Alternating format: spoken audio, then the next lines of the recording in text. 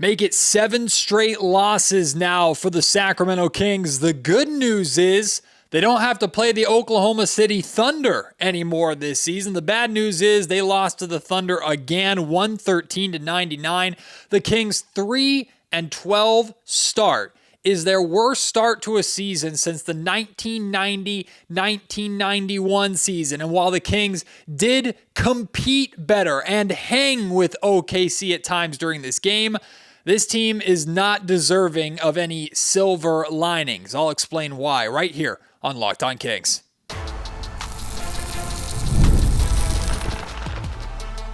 You are Locked On Kings, your daily Sacramento Kings podcast, part of the Locked On Podcast Network, your team every day.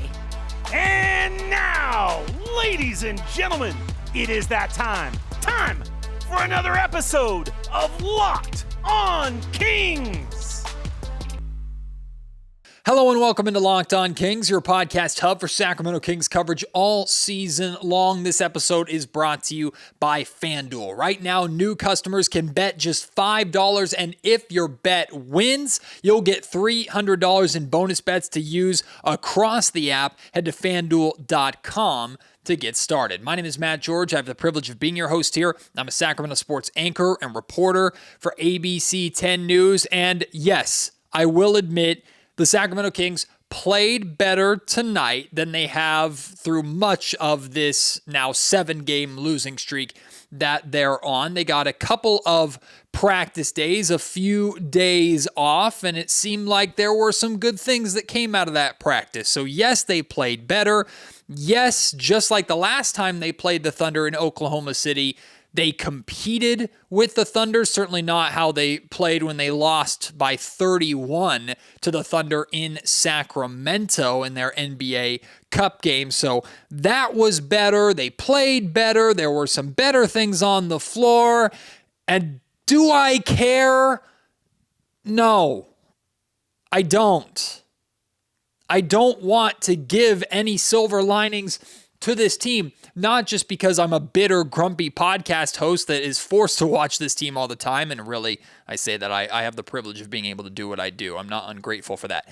But I'm not just saying that to be grumpy and overly negative. It's because, y'all, we're not talking about a young roster that's on the rise or is building towards a future and is trying to just develop something together in the NBA. And they hung with the defending champs. They were competitive. Yes, that's awesome. That's a good step in the right direction. That's what we want to see. And maybe in a year or two, they can do even better than that and be on the path towards becoming the Oklahoma City Thunder in the future. That's not the Sacramento Kings team we're talking about.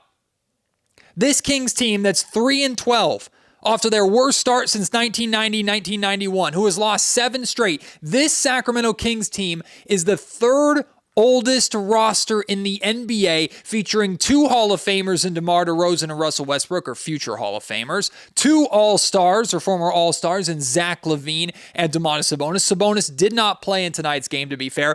Doesn't really matter. I don't know. I mean, if he had played, would it have been a little bit better? Maybe. The Sacramento Kings still would have lost, just like they have been losing all these games that Domantas Sabonis has played in. This roster should have, they have decades of NBA experience and they can't win games, period. They can't win games. And the reason why is because individually, these players are very talented and have specific strengths. DeMar DeRozan's strength is scoring from the mid-range. Domantas Sabonis' strength is passing out of the high post. Russell Westbrook's strength is the energy and hustle that he plays with and getting downhill. Zach LaVine's strength is he's a 3-level scorer that can score from anywhere on the floor.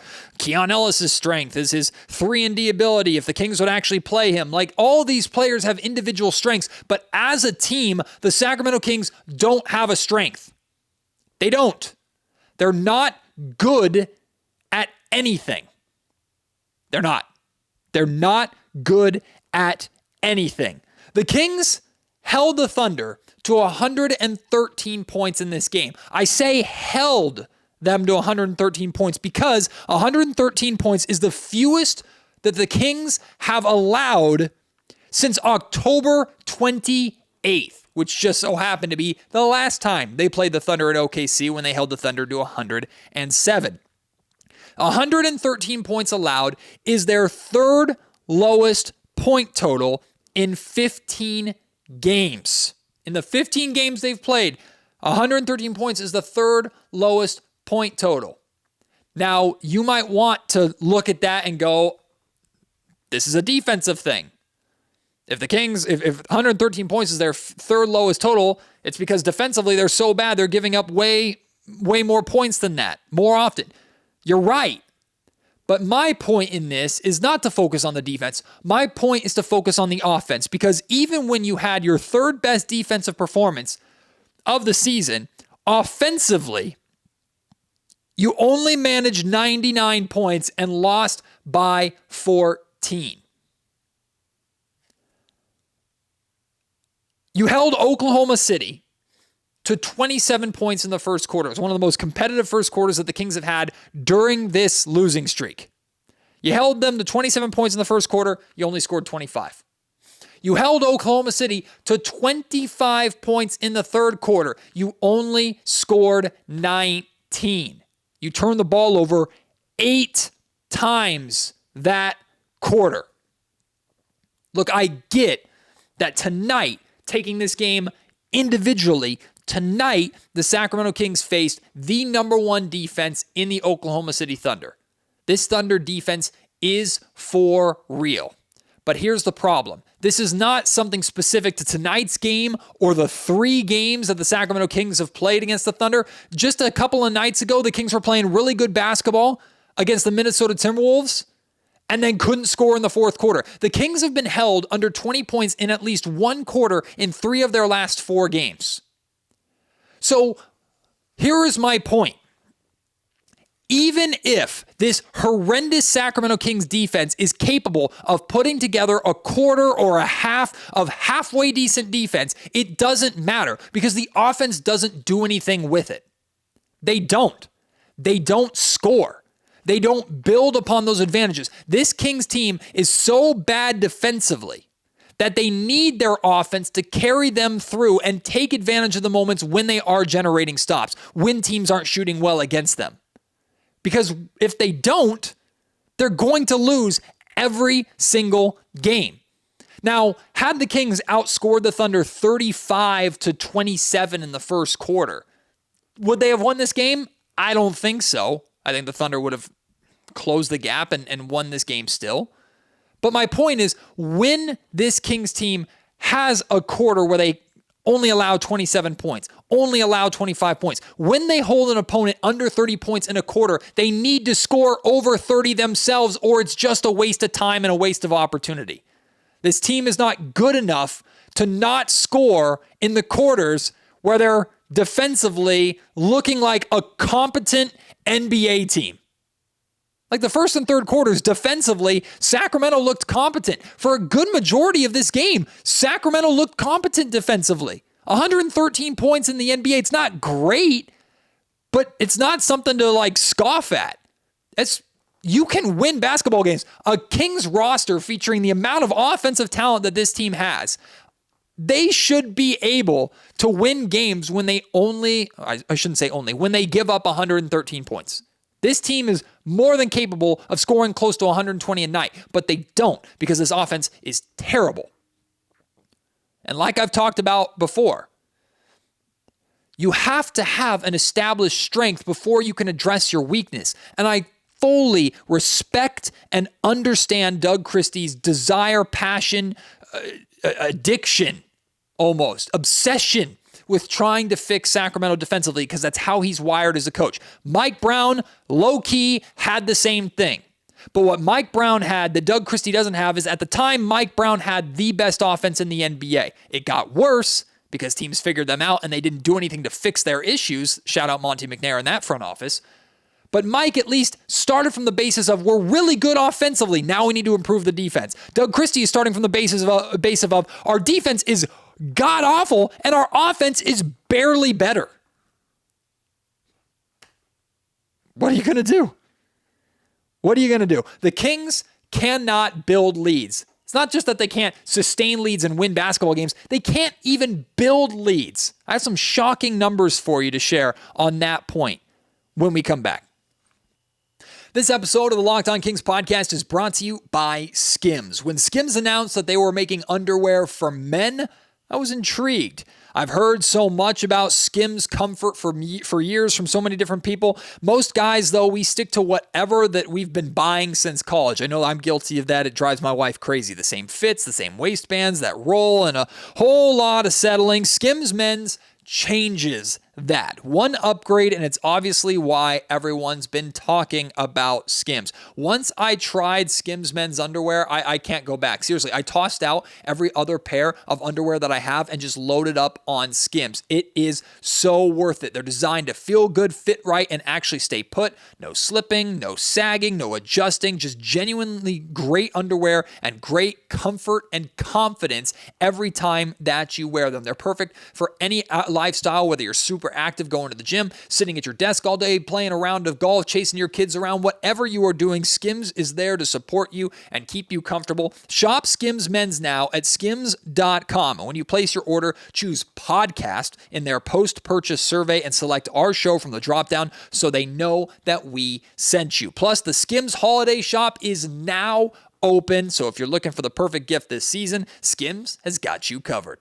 Locked On Kings is also brought to you by FanDuel. The NBA is back, and there is no better place to get in on the action than on FanDuel, the official sports betting partner of the NBA. Even if you miss the start of a game or you want to ride the hot hand, FanDuel has live bets on everything from who will score next to fourth quarter comebacks for every game that is happening in real time. Plus, you can even combine your live bets into a same game parlay for your shot at an even bigger and better payout. It keeps every game more exciting, especially when your team's making that late push. Right now, FanDuel is giving new customers $300 in bonus bets. All you have to do is win that first $5 bet. Put that $5 on the most surefire bet that you can find. Put that $5 on the over for the Sacramento Kings opponent, because they're more than likely going to hit it with how bad this Kings defense is. When you do that, you'll get $300 and you can really have some fun on FanDuel. So head to FanDuel.com and sign up and play your game with FanDuel, the official sports betting partner of the NBA. So like I was saying there before the break, it's not just that the Sacramento Kings can't hold on to leads. It's not just that the Sacramento Kings can't win basketball games. The Kings can't even build respectable leads in the modern NBA. You know, something that's very true of the modern NBA with how prolific offenses are, or at least they're supposed to be, and with the Steph Curry era of basketball that we're in. Like a 10-point lead, a 15-point lead, a double-digit lead isn't what it used to be. That's something that we used to hear De'Aaron Fox talk a lot about, both positively and negatively. When the Kings would blow big leads, when Fox was here, he'd talk about, like we took our foot off the gas up 15. We can't do that because 15 points can disappear like that. On the flip side, he would say, we were down 12, we were down 13, but we knew one big run and we're back into the game, right? So building a double-digit lead isn't what it used to be. And yet, the Sacramento Kings still can't do it. Check these numbers out. These numbers are crazy. This is what I did during halftime because I was depressed.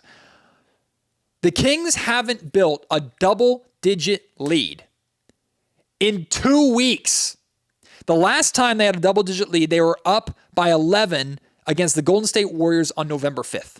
That was the game actually, that's the last game they won. That's the third game that they won, that game in Golden State to begin that 5-game homestand. That's the last time they've led by double digits in a game. The largest lead that the Kings have had in the last 7 games is 7 points.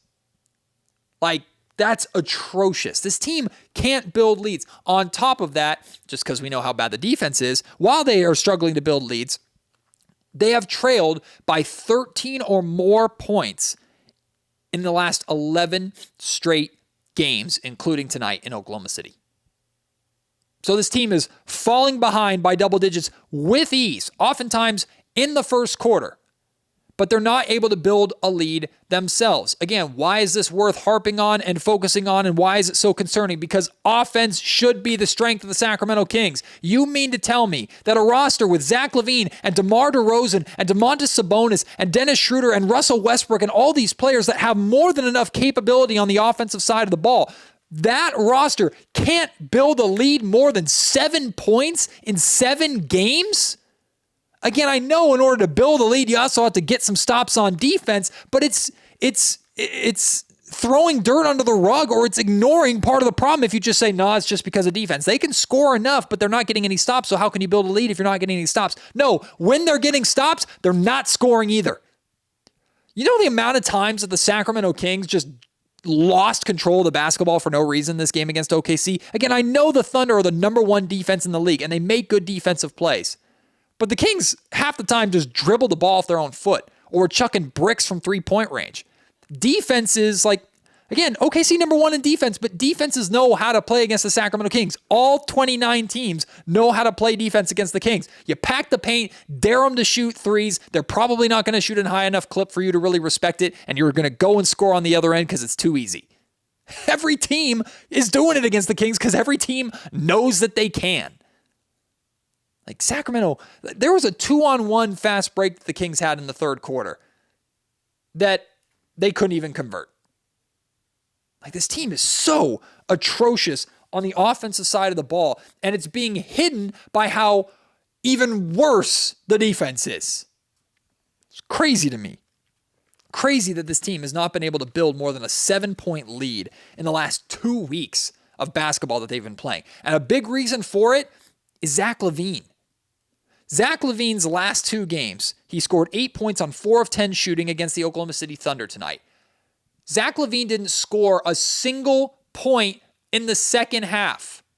And yes, he played in the second half. He wasn't a scratch with injury. Zach LaVine played the second half of this game, didn't score a single point. And then in the loss against the Spurs, 8 points, 3 of 7 shooting from the field. Over the last 7 games, Zach LaVine is averaging 14.7 points per game. That's way too low for his number. But here's the weird thing. LaVine is shooting the ball well. He's still shooting 46% from the field. The problem is he's not shooting. 11 field goal attempts a game over the last 7 games. That number needs to be 15 plus. Henry Turner had a really, really good line on the pregame show on the Kings radio broadcast with Jason Ross tonight. He said, Zach LaVine is the head of the snake. And if Zach LaVine's only taking 11 shots a game, only taking 7 shots versus San Antonio, only 10 shots against OKC, that means your bite as the head of the snake, your bite has no venom. It doesn't matter what DeMar DeRozan is scoring or Dennis Schroeder, who had another good game off the bench. He's been scoring well. It does not matter because the head of your snake has got no bite to it. And does that not speak to the big problem with this Kings roster offensively? Your turn, my turn. Your turn, my turn. I know there's only one basketball and there's only so many shots to go around, but it seems like in order for one person to have a good game, the other person has to sacrifice. There is not we have not seen really at all this season, maybe a handful of times where DeMar and Zach and Domas are scoring the ball well together as a group. It hasn't happened enough. And it hasn't happened for the last couple of weeks. Like, if Zach LaVine's not scoring the basketball, he's not doing anything for you. And I don't mean to be disrespectful towards Zach, but that is your job. That is what you're paid almost $50 million to do. Just score the basketball. And if you're only taking 11 shots per game, some of that's on you. If you want to put some of that blame on the coaching staff, on your teammates for not getting you the ball enough, feel free to scream at them, get me the freaking basketball because I need to score. That's the only chance we have to win is when I'm scoring almost 30 points a game, which he was doing at the start of the season when the Kings were at least a little more competitive than they are right now or they've been over the last couple weeks. And this happened last season in the final third of the season after the Kings traded De'Aaron Fox for Zach LaVine. Zach had those stretches where he looked really, really good offensively, put on a show, and then remember that week and a half randomly where Zach just refused to shoot the basketball. And at the time, we were trying to give Zach grace. His wife had just had a baby. He'd moved from Chicago to Sacramento. He's trying to be a good teammate on a new team. All that is gone, and he's doing the same thing now. Like, Zach LaVine has to score the basketball, or he's not doing anything for you. The offense is a problem. Your offensive players aren't even trying to shoot. I know the defense is bad, Doug, but the offense is not fine, like we keep hearing you say. This episode of the Locked On Kings podcast is also brought to you by Rippling. If you're a business owner, here's the truth. SaaS promised to make work easier. But now the average company is buried by hundreds of apps that slow down your teams and simply don't work together. That's not SaaS, that's SAD. Software as a disservice. That's why you need Rippling. Rippling is the unified platform for global HR, payroll, IT, and finance all in one place. They've helped millions of businesses replace a mess of disconnected tools with one system designed to give leaders clarity, speed, and control. Rippling is amazing because it can either remove the bottlenecks and busy work that slows teams down by taking on everything, including payroll, IT access, all of it running automatically and perfectly in sync, or it can simply fill in the gaps in your software stack for whatever you need. It's seriously simple to use and gives companies one source of truth for their people, data, and everything that they touch. And right now you can get 6 months free when you go to rippling.com/lockedonnba. Learn more at rippling.com/lockedonnba. That's rippling.com/lockedonnba for 6 months free. All right, Debbie Downer, Matt, let's get a little positivity into this podcast at least. Maxime Reynaud got some really good minutes in this game with Domantas Sabonis being out. And Maxime Reynaud played really well. Like, he played really, really well. 7 points, 3 of 5 from the field, 1 of 1 from three-point range. He took a 3 with confidence, knocked it down. You love to see it. 4 rebounds. Would love that number to be higher in the 18 and a half minutes that you've played. But Maxime Reynaud was a +3 in his 18 and a half minutes. He was the only player on the team with a positive plus-minus. So when Maxime Reynaud was on the floor, the Sacramento Kings won those minutes. Not by a lot, but the Kings won the minutes when Maxime Reynaud was on the floor. Am I going to use this as an example as for why Maxime Reynaud should play 20 minutes a night and sit down, Drew Eubanks, it's Maxime Reynaud time? No, not yet. But he got playing time, got opportunity against the Oklahoma City Thunder that just pull 7-footers out of a hat. And he played well. He held his own. He looked like an NBA player against the defending champions. So I'm very pleased with the game that Maxime Reynaud had, and I'm glad that Doug was able to find 20 minutes for him, or almost 20 minutes. Can't say the same about Nick Clifford and Keon Ellis. 8 minutes for Nick, 10 minutes for Keon. It's frustrating. I know it's frustrating. I know you might want to talk about it and be frustrated about it. It's expected. It's where the Kings are at. And I know you might be sick to your stomach now with the amount of times that I've brought up evaluation period. The Kings are in an evaluation period.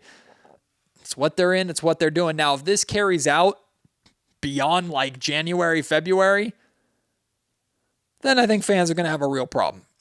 In fact, saying January, February seems like forever. I don't know if the Kings can go one more month with playing their main guys as much as they're playing their main guys and not playing guys like Keon and Neek and Max and maybe even Devin Carter, guys that maybe kind of sort of have a chance of being part of your future, because the core of this team should not be looked at as part of your future, period. Shouldn't at all. They're bad. They're good individually, but good. Go be good individually for a team that actually can use you individually and as a team correctly. It ain't here in Sacramento.